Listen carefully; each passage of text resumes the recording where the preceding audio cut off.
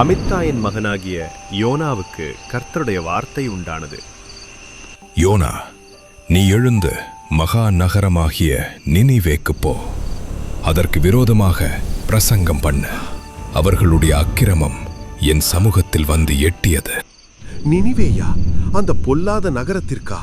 இல்லை, அவர்கள் உங்கள் மக்களை தாக்கி கொன்றுவிட்டனர் கர்த்தரே.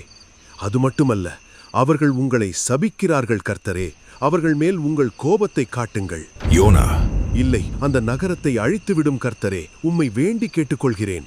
எப்படியாவது இந்த சுமையை என்னிலிருந்து நீக்கிவிடும் கர்த்தரே.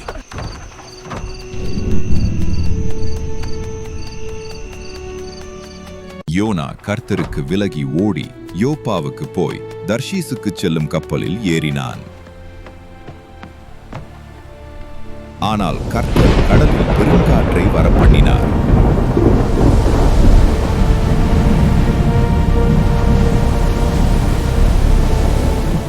யோனா தப்பிப்போன கப்பலை ஒரு கடும் புயல் சூழ்ந்தது.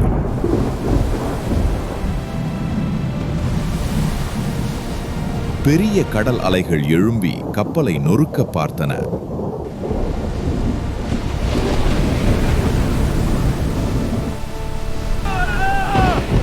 பொருட்களை வீசுங்கள், கப்பல் மூழ்கப்படு. ஒவ்வொருவரும் உங்கள் தேவர்களை நோக்கி நம்முடன் வந்த அவன்கே.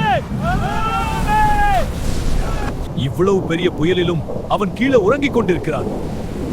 எழுந்து இறைவனை நோக்கி கூப்பிடு, இல்லாவிட்டால் நாம் அனைவரும் அழிந்து போவோம். அவர்கள் சீட்டு போட்டார்கள். அது யோனாவின் பேரில் விழுந்தது. சொல், நீ யார்? உத்தேசம் எது? எதனால் இந்த ஆபத்து வந்தது? நான் எபிரேயன். வானத்தையும் பூமியையும் சமுத்திரத்தையும் படைத்த கர்த்தருக்கு பயப்படுகிறவன். நான் அவருக்கு கீழ்ப்படியாமல் ஓடி வந்ததே இதற்கு காரணம். என்னை தூக்கி கடலில் போடுங்கள், அப்போ கடல் அமைதியாகும். மாலுமிகள் கர்த்தரை நோக்கி வேண்டிக் கொண்டு வேறு வழியின்றி அவர்கள் யோனாவை தூக்கி கடலில் எறிந்தார்கள். உடனே கடல் கொந்தளிப்பு நின்றது. கடலுக்கு அடியில் யோனா மூழ்கிக் கொண்டிருந்த போது அவன் மரித்தான்.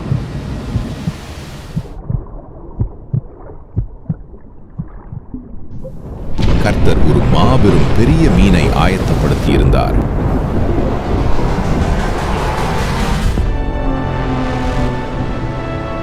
அது யோனாவை விழுங்கியது. யோனா மீனின் வயிற்றிலிருந்த அந்த சம்பவம் பின்னாட்களில் நடக்கப் போகும் இயேசுவின் அடக்கம் மற்றும் உயிர்த்தெழுதலுக்கு ஒரு முன்மாதிரியாக அமைந்தது.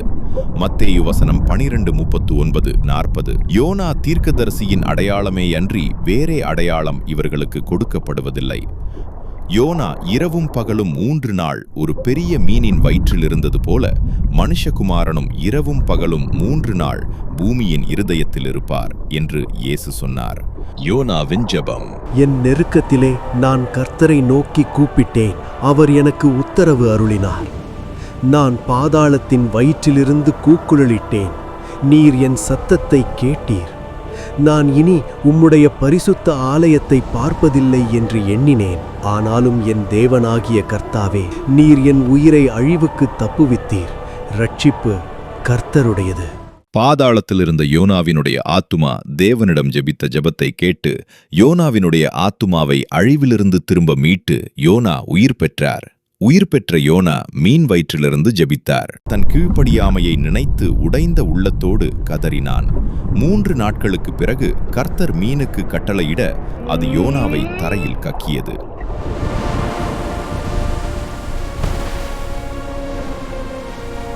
யோனாவுக்கு 2வது வாய்ப்பு கிடைத்தது.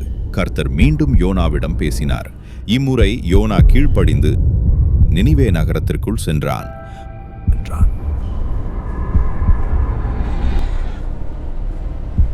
இன்னும் 40 நாட்கள் நினிவே நகரம் கவிழ்க்கப்படும். நீங்கள் செய்த தீய செயல்களின் காரணமாக கடவுள் இந்த நகரத்தை அழிக்கப் போகிறார். நகரம் முழுவதும் அறிவிப்பு செய்யுங்கள். மனிதர்கள் மட்டுமல்ல, மிருகங்கள் கூட புசிக்க கூடாது. யாருக்கு தெரியும், ஒருவேளை தேவன் நம்மேல் மனமிறங்குவார். மக்கள் மனம் திரும்புவதை கண்ட தேவன் அவர்களுக்கு செய்ய நினைத்த தீங்கை செய்யாமல் இரக்கம் காட்டினார்.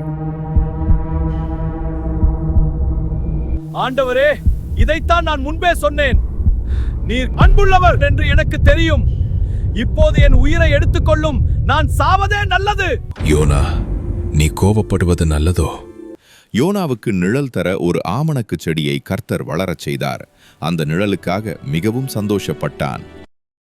மறுநாள் ஒரு புழுவை அனுப்பி அதை அழியச் செய்தார்.